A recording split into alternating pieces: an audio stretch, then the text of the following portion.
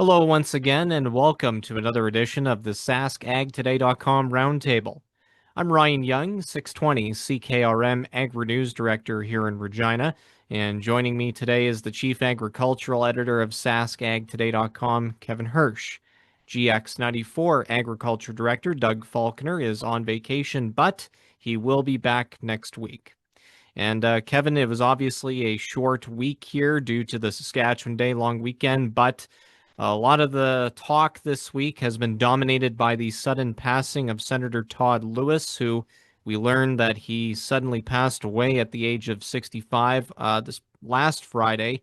And it's quite shocking, and that was kind of the reaction and from a lot of people that I talked to this week, from Senator Mary Robinson to Keith Curry with the Canadian Federation of Agriculture, Ian Boxall and Bill Probilski from APAS, who worked closely with Todd for many years. And the sense that I got from everybody in terms of their memories of Todd was just how great of a mentor and a great friend he was. He was always present with people, kind to people, and left quite an impression on everybody, not only in Saskatchewan, but across Canada as well, given his brief role in the Senate. Kevin, your thoughts on Todd Lewis? Yeah, what a loss, what a shock to everyone. I think everyone was looking forward to a long career in the Senate for Todd Lewis, where he could be a conduit for Western agriculture and some common sense into the Ottawa sphere. And I guess it just goes to show no one has a contract, no one knows when their time is up. But a shock and a real void. I wonder, I hope actually that when Senator Lewis is replaced, that the Prime Minister looks at the fact that this was a voice for agriculture in Western Canada and perhaps taps someone else on the shoulder that would also have an agricultural background and could take that voice to Ottawa, because certainly that is needed. I fear, however, that the Senate appointment will go elsewhere and not necessarily someone with an ag background, but that would be my wish for going forward, and that would also be quite a tribute to Todd Lewis, realizing his importance to agriculture in the Ottawa sphere. Well, here's hoping for that in the future here, and we'll see what happens because this process certainly takes an awfully long time. I remember Lewis telling me that it was a couple of years wait between the application, the vetting process, and then the phone call from the Prime Minister. So we'll see what happens in the future. Another thing that we'll touch on here is obviously crop conditions and a little bit of harvest, as we heard and read in the provincial crop reports that a little bit of harvest operations is underway, mainly in the southwestern region. And Kevin, that's where you farm in the Cabery area. And how are things going early on? Well, we started combining maple peas yesterday. So this is just our second day. This is being, as we speak here on Friday. Just starting to see combines going. A number of people had desiccated lentils, so that was getting very close. So it's going to be ramping up very rapidly here. A little bit of a disappointment in my case. I had looked at these maple peas and was quite happy with them in the first part of July. Thought, gosh, there might be a 40 bushel crop. Well, as it turns out right now, it looks like it's going to be something under 30 bushels, and that's the heat in the latter part of July and the lack of rain. They did not finish well. Still, though, a lot better crop and a lot better crops in the area that the Southwest has seen for a number of years. The provincial crop report's a bit of a surprise. They put harvest progress in the Southwest at 5%, and at the time the crop report was put together, that would be high for my observation, but I don't get to travel everywhere in the Southwest. But somehow they have all the other regions at 0% harvest progress, but come out with a provincial harvest progress of 2%. So to me, the math doesn't quite work. 5% just in the Southwest, zero, virtually zero everywhere else, and somehow that comes out to 2% provincially. I'm not sure that that arithmetic works exactly, but harvest is gearing up here. It will be much slower in other regions, but as the weeks progress, we'll be into the full swing province-wide in the not too distant future. Yeah, absolutely. It's only a matter of weeks before we get started here around Regina here. The crops are starting to turn color and mature, as the crop report indicates that most crops are in their normal stage of development for this time of year, which is a good thing, Kevin, considering that not too long ago, maybe a month and a half ago, we were looking at lots of moisture and it was pretty much rain and hail for a lot of those days. Yeah, surplus moisture has pretty much gone out of the crop report. Only small areas reporting surplus. Many areas are adequate. Many areas are now actually reporting short of moisture conditions, but that's not necessarily a bad thing if crops are finishing off. If crops are close to maturity, extra rain doesn't necessarily do a lot to help that picture. So, the weather and the conditions can turn on a dime, and what we thought was going to be a late harvest is actually not all that far off track, but I do think there's going to be some later seeded crops in some areas, especially the northeast, even and east central, southeast to some extent, that were seeded late and were good growing conditions and are still going to be quite a ways away from harvest. And we're seeing some cool mornings and some cool nights. It's been a long time since we've had a significant widespread fall frost that's caused a lot of crop damage.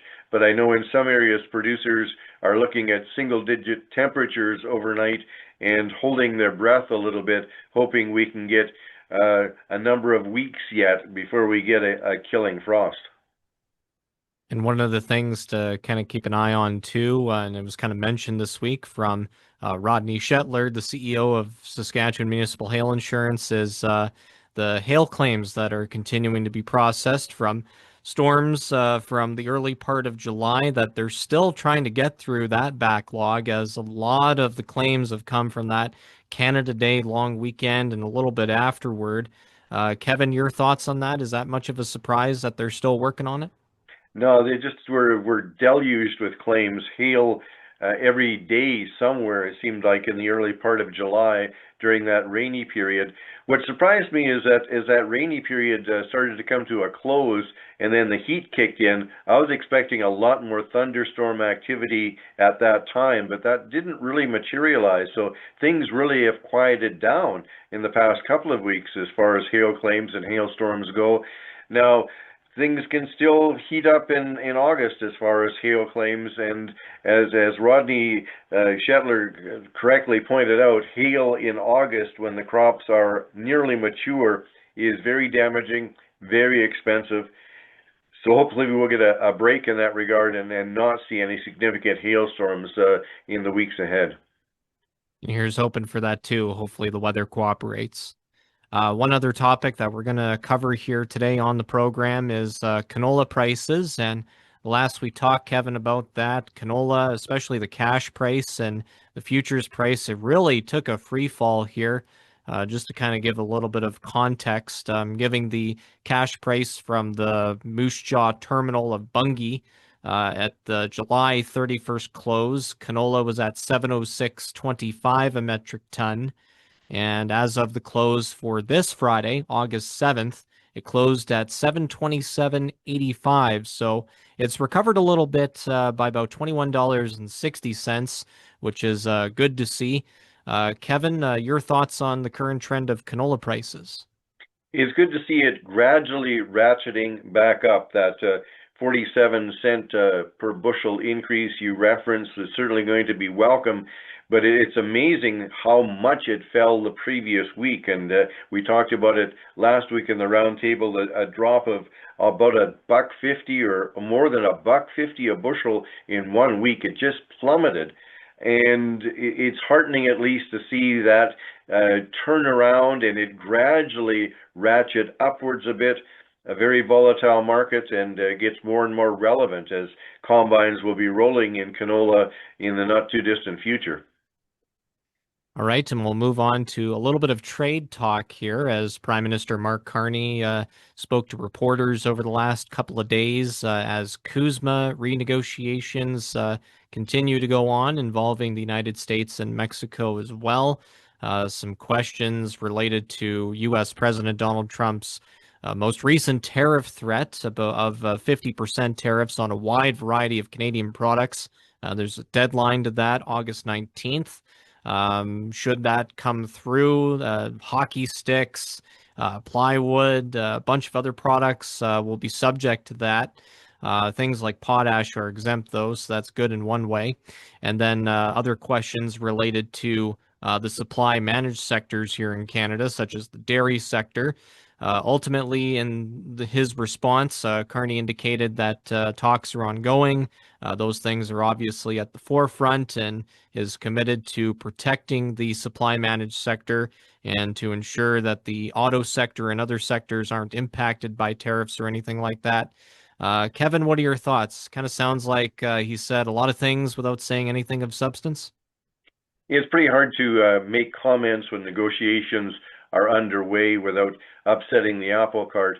And really, the volatility of American trade policy, it's just very difficult to know where it goes next or what they might take offense to you saying outside of the negotiating room. One hope I do have, and I don't want to disparage the hardworking people in the dairy industry. The dairy farmers work very, very hard, but by the same token, they have a tremendous amount of political clout. All the political parties say that supply management has to be protected, no change, whatever.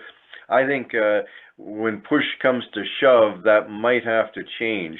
That some bending in supply management, especially on dairy, might go a long way to making the trade deal far more palatable in other sectors. So I would suspect that even though there is legislation in place saying supply management can't be touched, that it indeed will be part of the negotiation. But very volatile, very difficult to know how this is going to play out, and likely not beyond the realm of possibility that April 19th time frame for the imposition of big new tariffs might get pushed forward if negotiations are showing some progress. But everybody will be watching. No doubt, and that August 19th deadline is certainly fast approaching here, and it'll probably come and go before we know it. So definitely stay tuned for that, as we know that things are going to be basically being tossed back and forth in terms of rhetoric between all three countries here. So again, stay tuned for that.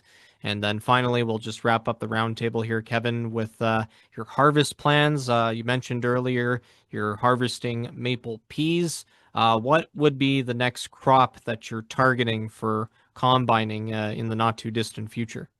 I think by the time we chew through the maple peas, the Oriental mustard may be ready to go. And then I suspect not long after we finish that, we'll be into canola. And last, because the straw always takes a little longer to mature, it will be yellow flax. So that's the plan. But one step at a time. We're just a couple days into the maple peas, and the weather can throw you some curveballs, and the equipment breakdowns can throw you other curveballs. So it's best not to project too far ahead, just one day at a time. Indeed. All right, and that's going to do it for this week's edition of the SaskAgToday.com Roundtable. On behalf of Chief Agricultural Editor Kevin Hirsch, I'm Ryan Young, saying so long until next time.